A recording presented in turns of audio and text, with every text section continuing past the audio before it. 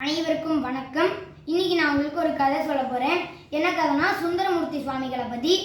முதல்ல சிவபெருமானோட ஓதுவார்கள்னு சொன்னாலே எல்லாரும் நால்வர் தான் சொல்லுவாங்க.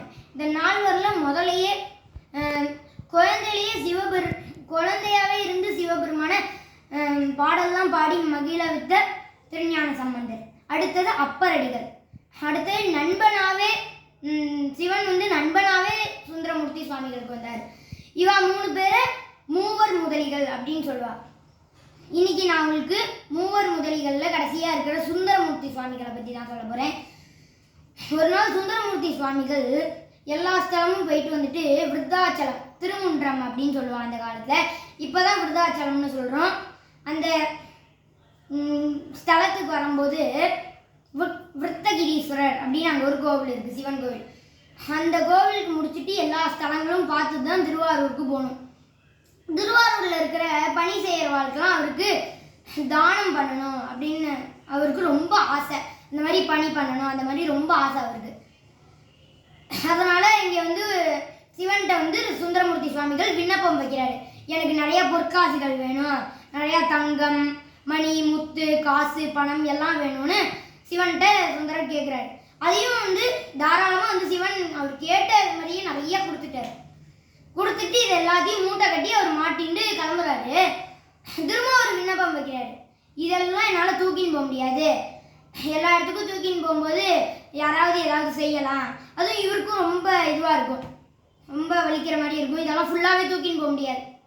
அதனால அங்கே இருக்கிற நான் இங்கே ஓடக்கூடிய நதி மணிமுத்தாறு, அதாவது விருத்தாச்சலம்ல ஓடக்கூடிய நதி, இங்கே நான் மூட்டையை கட்டி போட்டுட்டு போயிடுறேன். திருவாரூர் குளத்தில் கமலாலய குளம்னு ஒரு பிரம்மாண்டமான குளம், அங்கே நான் எடுத்துக்கிறேன் அப்படின்னு சொல்லிட்டு விண்ணப்பம் வச்சுட்டு போகிறேன். மூட்டையை கட்டி போட போகிறாரு. அப்போ தான் ஒரு நல்ல விஷயம் செய்கிறாரு. இங்கே போட்டு மூட்டை தங்கம்னா அங்கே கிடைக்குமா, கிடைக்கும் போது அது நம்மளோட தான் தெரியுமா அப்படின்னு தெரியறதுக்கு ஓரத்தில் அந்த தங்கத்துக்கு ஓரத்தில் ஒரு துண்டை கட்டி எடுத்து கட்டி வச்சுக்கிறாரு. அதுக்கப்புறம் அந்த நதியில் ஓட விட்டுட்டு அவர் பாட்டிக்கு எல்லா ஸ்தலத்தையும் முடிச்சுட்டு கடைசியாக மறுபடியும் திருவாரூருக்கு வர்றாரு. இந்த மாதிரி பறவையார் அவரோட மனைவி பறவையார் ஆற்றுல தங்கியிருக்காரு. அதுக்கு அடுத்த நாள் சிவபெருமானை பார்க்க போகிறாரு. இந்த மாதிரி சொல்கிறாரு, நான் போட்டு வந்துட்டேன், இன்னைக்கு இதை எடுக்க போகிறேன் அப்படின்னு சொல்லிட்டு அப்படின்னு அம்மையார் அந்த பறவையாரையும் கூட்டின்னு போகிறாரு. அந்த அம்மாவையும் கூட்டின்னு போகும்போது முதல்ல சுவாமியெல்லாம் தரிசிச்சுட்டு திரும்பவும் கமலாலய குளத்துக்கு வர்றாரு. கமலாலய குளத்துக்கு வடகிழக்கில் இருக்கிற மூளைக்கு போய் நிற்கிறாரு. அங்கே இருக்கிற சுவாமியை கும்பிட்டுட்டு, அப்பா நீ சொன்ன மாதிரியே நான் அங்கே போட்டேன், இங்கே எனக்கு திரும்பவும் மறுபடியும் கிடைக்கணும், எனக்கு நீ தான் அதை எடுத்து கொடுக்கணும் அப்படின்னு சொல்கிறாரு சிவன்கிட்ட. திரும்ப இதை பார்த்துட்டு அங்கே இருக்கிற எல்லா மக்களும் கூடி வரா. ஏன்னா சுந்தரமூர்த்தி சுவாமிகள் பிரபலமானவர். அவர் பாடிய பாடல்கள், சிவபக்தி, சிவன் அவருக்கு திருவிளையாடல் பண்ணது எல்லாம் ரொம்ப பிரபலம்.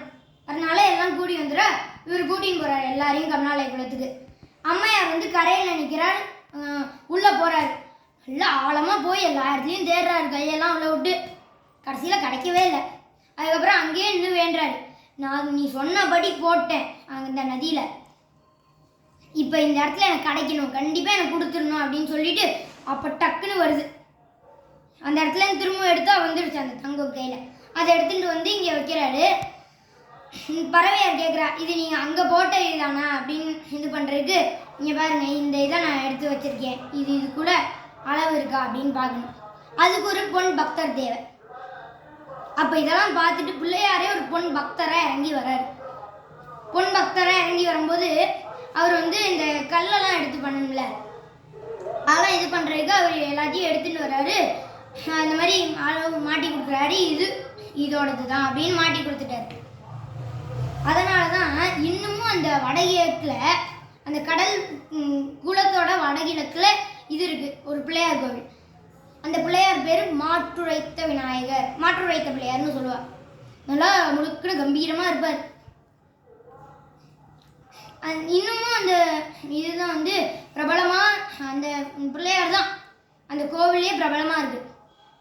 அங்கே இருக்கிற உள்ளூர் இதெல்லாம் உள்ளூர்காரர்கள்லாம் முதல்ல அந்த பிள்ளையாருக்கு தரிசிச்சுட்டா உள்ள சிவனுக்கே பார்க்க போறா. அப்படின்னா பார்த்துக்கோங்க எவ்வளோ பிரபலம்னு. இந்த மாதிரி கதை உண்மையாகவே சொல்லும் போதுன்னா எல்லாரும் நம்ப மாட்டாங்க.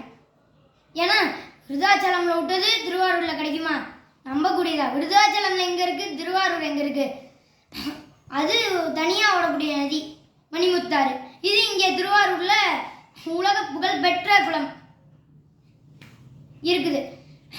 இந்த 2 குளத்தையும் அங்கே விட்டது இங்கே கிடைக்குமா அப்படின்னு இதெல்லாம் குழந்தைங்களுக்கெல்லாம் சொல்லும் போது எல்லாரும் சீரியஸாக எடுத்துப்பாங்க. குழந்தைகள்லாம் இங்கே போட்டது இங்கே கிடைக்குமே அப்படின்னா நாமளும் ஏதாவது இதை எப்படி செய்வாங்க அப்படின்னு சொல்கிறது தான் திருவள்ளுவர் ஒரு குறள் எழுதிக்காரு.